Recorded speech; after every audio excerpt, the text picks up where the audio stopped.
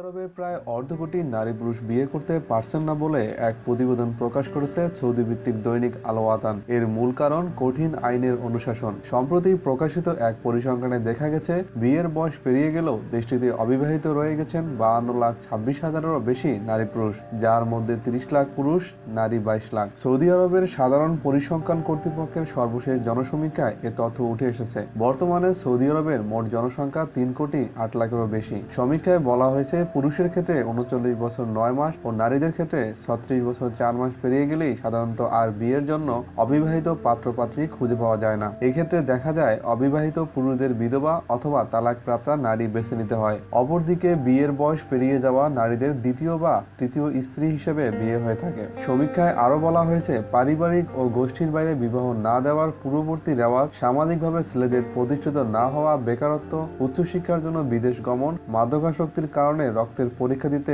অনীহা ইত্যাদি কারণে দেশটিতে অবিবাহিত নারী পুরুষের সংখ্যা বাড়ছে। উল্লেখ্য, সৌদি আরবে বিবাহের জন্য রক্ত পরীক্ষা বাধ্যতামূলক। সর্বোপরি ধর্মীয় রীতি অনুযায়ী দেনমোহর পরিশোধের বাধ্যবাধকতার কারণে সৌদি ছেলেরা সময় মতো বিয়ে করতে পারছেন না। অপরদিকে মেয়ে পক্ষের সামাজিক ও ধর্মীয় রীতিনীতিতে ছাড় না দেওয়ার মানসিকতা মেয়েদের বিয়ে না হওয়ার কারণ বলে অনেকে মনে করেন।